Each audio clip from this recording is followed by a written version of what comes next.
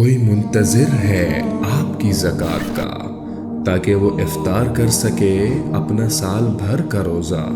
مستحق افراد تک راشن پہنچانے میں MTJ فاؤنڈیشن کا ساتھ دیں۔ تقسیم رحمت رمضان راشن پروگرام۔ السلام علیکم ورحمۃ اللہ وبرکاتہ۔ الحمد للہ رب العالمین والصلاة والسلام علی سیدنا و مولانا محمد وعلی آلہ واصحابہ اجمعین، اما بعد۔ فقال اللہ سبحانہ وتعالی شہر رمضان الذی انزل فیہ القرآن ہدی للناس وبینات من الہدی والفرقان من شہد منکم الشہر فلیصم۔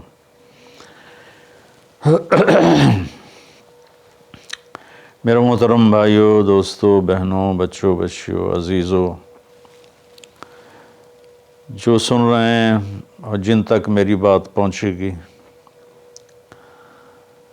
تو اللہ تعالیٰ نے جیسے دنیاوی سیزن بنائے ہیں، جیسے عید کا موقع تاجروں کے لیے سیزن ہے، بڑی عید کا موقع تاجروں کے لیے سیزن ہے، ایسے مختلف قسم کے تہوار دنیاوی دینی جو آتے ہیں تو وہ تاجروں کے لیے سیزن بن جاتا ہے اور ان کی سیل بڑھ جاتی ہے، منافع بہت زیادہ ہوتا ہے۔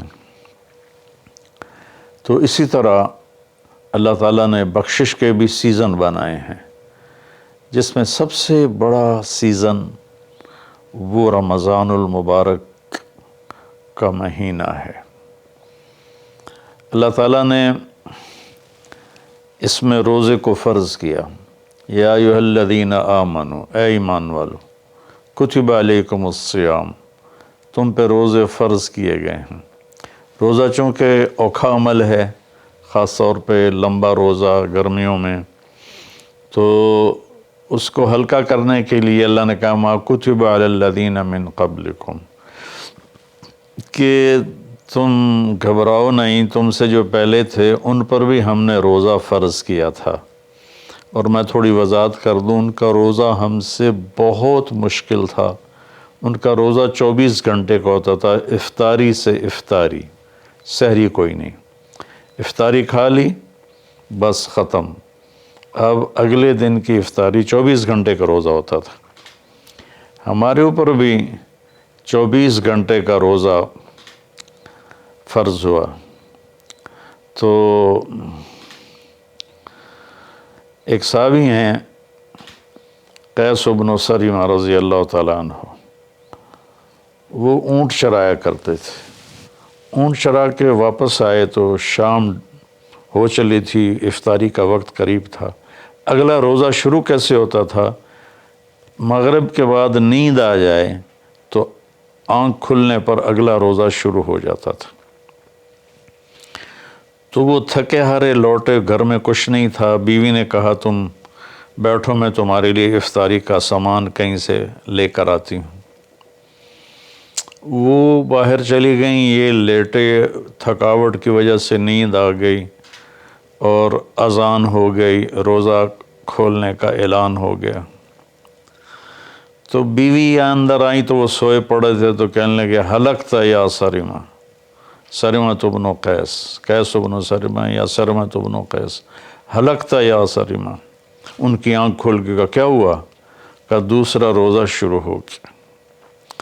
تو وہ تو بڑے پریشان ہو گئے، ظہر کی نماز میں شریک ہوئے تو بے ہوش ہو کے گر گئے۔ تو آپ نے پوچھا کہ اس کو کیا ہوا؟ تو عرض کیا گیا یا رسول اللہ وہ مسلسل دوسرا روزہ رکھ رہے ہیں، افطاری میں کھایا کچھ نہیں تو اس کی وجہ سے بے ہوش ہو گئے۔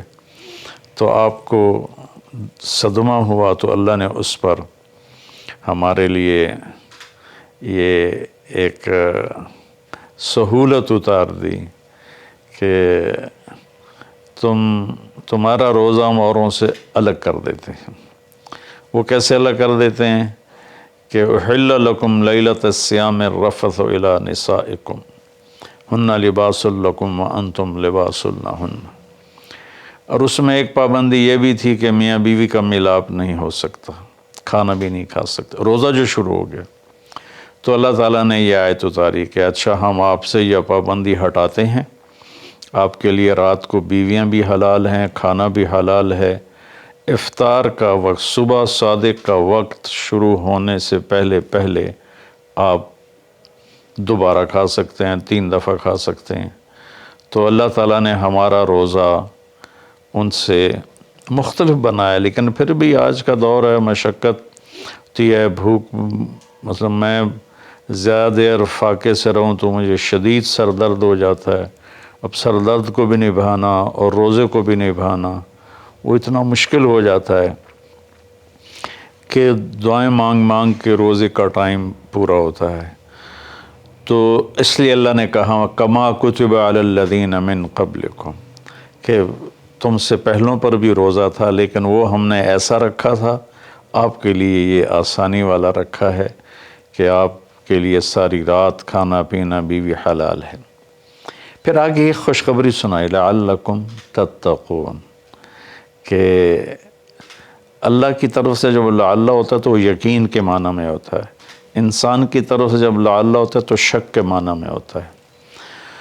تو اللہ تعالیٰ نے کہا کہ جب تم روزے رکھو گے نا، جیسے روزے رکھنے کا حق ہے تو تمہیں تقوی نصیب ہوگا، اور اگر تمہیں تقوی نصیب ہو گیا تو قرآن ہی سے ہم سنتے ہیں کہ تقوی پر اللہ کیا دیتا ہے، من یتق اللہ یجعل لہ مخرج ویرزقہ من حیث لا یحتسب، کہ جو تقوی اختیار کرتا ہے اللہ اس کے لیے ہر تنگی سے راستہ نکالتا ہے۔ جیسے آج کل کی ٹینشنیں اور بے شمار قسم کے ڈپریشن اور ایک دنیا کی دوڑ نے ہمیں ہماری لائف کوالٹی بہت خراب کر دی ہے، چیزیں بڑی اعلیٰ ہو گئی ہیں، سواریاں بڑی اعلیٰ ہیں، لیکن لائف اٹ سیلف کوالٹی اس کی بڑی پور ہو گئی ہے، بہت خراب ہو گئی ہے۔ تو اللہ تعالیٰ فرماتا ہے کہ من یتق اللہ یجعل لہ مخرج، تو جب کہیں اس پر تنگی آئے گی ذہنی یا ظاہری یا باطنی تو اللہ اس کو راستہ دکھائے گا، اللہ ہاتھ پکڑ کے اس کو اس مشکل سے نکال کے باہر کھڑا کر دے گا۔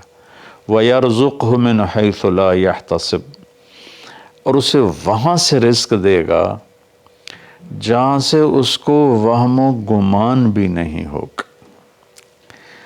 تو حضرت مقداد رضی اللہ تعالیٰ عنہ پیشاب کرنے بیٹھے، فاقے سے بے حال تھے، ایک چوہا اپنی بل سے نکل اور 1 دینار اس نے باہر رکھا، پھر 2، پھر 3، پھر 4، یہاں تک کہ 19 دینار اس نے اپنی بل سے نکال کر ان کے سامنے رکھ دیے۔ وہ بڑے حیران پریشان ہوئے، یہ کیا ہوا؟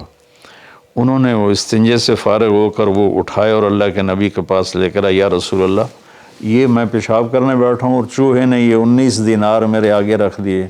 تو آپ نے فرمایا رزق ساقہ اللہ علیک، یہ اللہ کی طرف سے تیرے لیے رزق کا سامان بنا ہے۔ پھر آپ نے یہ آیت پڑھی من یتق اللہ یجعل لہ مخرج ویرزقہ من حیث لا یحتسب، جو تقوی اختیار کرتا ہے اللہ ہر تنگی سے راستہ دکھاتا ہے اور وہاں سے رزق دیتا ہے جہاں سے وہم و گمان بھی نہ ہو۔ اور اللہ کے دینے کے تو بے شمار راستے ہیں، اللہ کے دینے کے لامحدود راستے ہیں۔ تو پیسہ نہیں ہوگا تو کام کیسے بنے گا، کاروبار نہیں چلے گا تو روٹی کہاں سے کھائیں گے، وہ اللہ نے اپنے ذمے لیا ہوا ہے۔ ہماری ذمہ ہے کہ ہم سبب اختیار کریں اور تقوی اختیار کریں، رزق اللہ وہاں سے دے گا جہاں سے وہم و گمان بھی نہیں۔ تو تقوی پر من یتق اللہ یجعل لہ من امرہ یسرا۔ پھر دوسری اللہ تعالیٰ خوشخبری یہ سناتے ہیں کہ جو تقوی اختیار کرتا ہے نا اللہ اس کے کاموں کو آسان کر دیتا ہے۔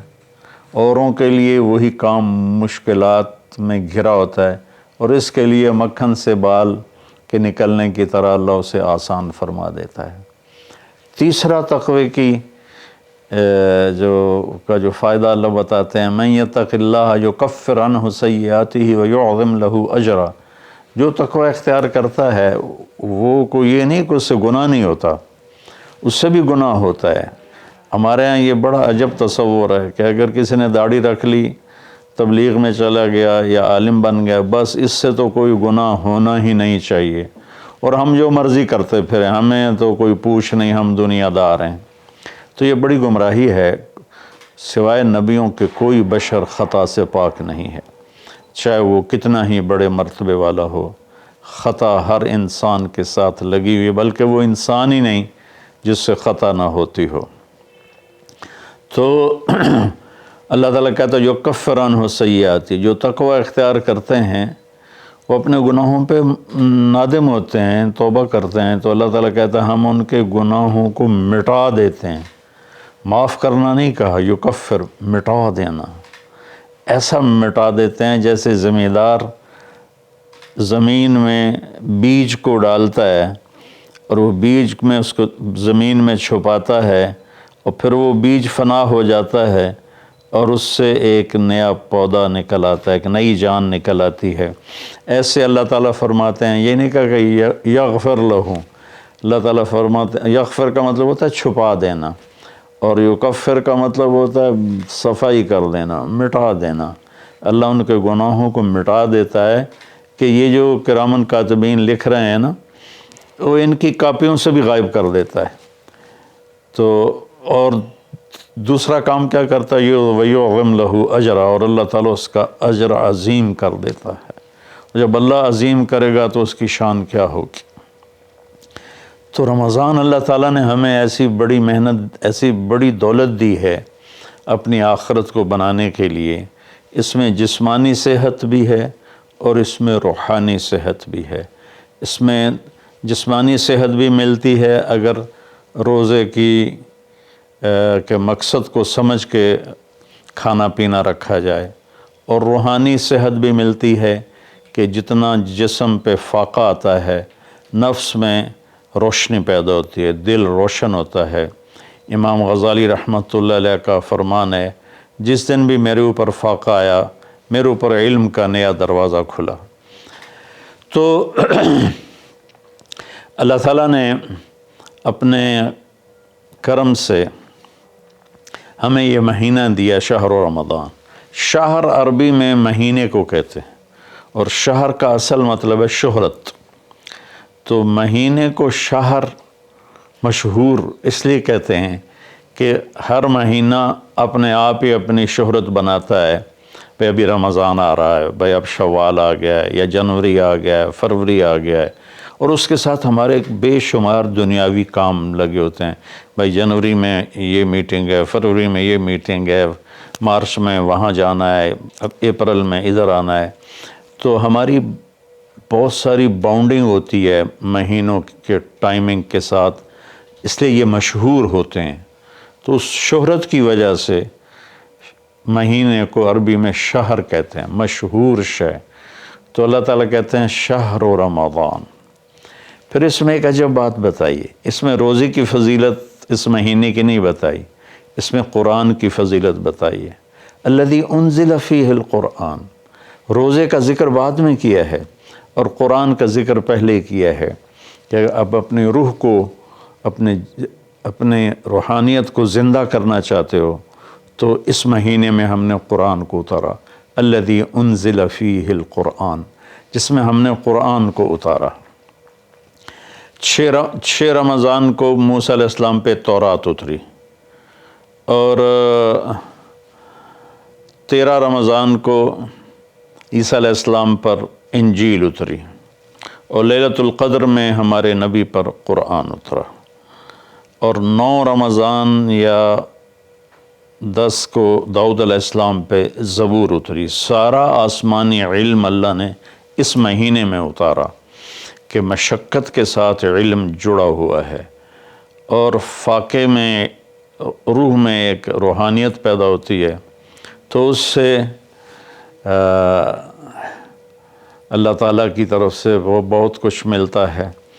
تو اس میں اللہ نے کہا انزل فیہ القرآن، تو اس میں اشارہ ہے کہ رمضان کی عبادت قرآن بناؤ، جتنا قرآن پڑھ سکتے ہو۔ ہمارے ایک ساتھی ہیں مولوی ثناء اللہ، وہ سارا سال ہی 3 دن میں قرآن ختم کرتے ہیں، اور کبھی کبھی ایک ہی دن میں سارا پڑھ لیتے ہیں، اور کبھی 2 دن میں پڑھتے ہیں، لیکن ان کا عام معمول ہے 3 دن میں قرآن ختم کرتے ہیں، سارا دن قرآن پڑھتے رہتے ہیں۔ بنگلہ دیش میں ہوتے ہیں، ہم رائمنڈ میں اکٹھے پڑھتے تھے۔ تو جتنا قرآن کے ساتھ ہمارا تعلق بڑھے گا، ہم قرآن کو پڑھیں گے، سمجھیں گے۔ ہم نے صرف قرآن کو ختم کے لیے رکھا ہے، جی مولوی صاحب آ جاؤ ختم پڑھ دو، انہوں نے چند آیات رٹائی ہوئی ہیں، وہ آیات پڑھ دیتے ہیں، ختم ہے۔ کوئی کہیں اور سے پڑھیں تو کہ تسی تو جی ختم ہی نہیں پڑھیا، او بھائی قرآن پڑھ کے سنا دیتا ہے، اور کی کرا؟ نہیں تسی ختم نہیں پڑھیا، کیونکہ وہ آیات نہیں پڑھی جو ہمارے ان ان پڑھ مولویوں نے، مولوی تو ہوتے نہیں، وہ بس حافظ ہوتے ہیں اور وہ دیہاتوں میں امام بن جاتے ہیں۔ تو انہوں نے وہ جو ایک رسم بنا دی ہے، تو قرآن رہ گیا ختم دلانے کے لیے، قرآن رہ گیا فال نکالنے کے لیے، اور قرآن رہ گیا ہے مردوں پر پڑھنے کے لیے۔ بچے جو لوگ مالدار ہیں، وہ اور تھوڑے دین کا بھی شوق ہے، وہ مدرسے کے بچوں کو ہائر کرتے ہیں اور باپ کی قبر پہ بٹھا دیتے ہیں، وہ قرآن پڑھتے رہتے ہیں، پتہ نہیں وہ پڑھتے بھی ہیں کہ نہیں پڑھتے۔ تو قرآن پڑھیں، قرآن کو سمجھیں، روزانہ 1 صفحہ ترجمے کا پڑھ لیں اور پورے قرآن کو اس طرح پڑھیں، آپ پر حقیقت کھل جائے گی کہ اللہ کیا کہہ رہا ہے اور ممبر سے ہمارے خطیب حضرات کیا کہہ رہے ہیں، اللہ کس چیز کی دعوت دے رہا ہے، ہمارے خطیب کس چیز کی دعوت دے رہے ہیں، آپ پہ قرآن کھل جائے گا۔ آپ حدیث پاک کو پڑھیں، نبی پاک کی سیرت کو پڑھیں، خاص طور پہ حدیث سے براہ راست استفادہ بھی بڑے اعلیٰ چیز ہے، لیکن جتنا سیرت سے میں اپنے ذاتی طور پر کہتا ہوں، جتنا میں نے سیرت سے سیکھا وہ کسی اور چیز سے نہیں سیکھا قرآن کے بعد۔ تو نبی پاک کی سیرت کو پڑھیں، قرآن کو پڑھیں، اپنے دنیاوی کام مختصر کر دیں، اپنے ملازموں کی ڈیوٹیاں بھی مختصر کر دیں، آپ کو اس کا اجر ملے گا، ان کے روزے رکھنے کا اجر ملے گا، اور ان کی تنخواہ بڑھا دیں، ان کی ڈبل تنخواہ کر دیں اس مہینے میں، تاکہ وہ کھلے ہو کر روزے رکھ سکیں، بچوں کو روزے رکھوا سکیں۔ ہم تو ایک افطاری پہ ہزاروں روپے اڑا دیں، اور ان کی پورے مہینے کی تنخواہ چند ہزار ہو تو وہ کھل کے روزہ تو نہیں رکھ سکے گا۔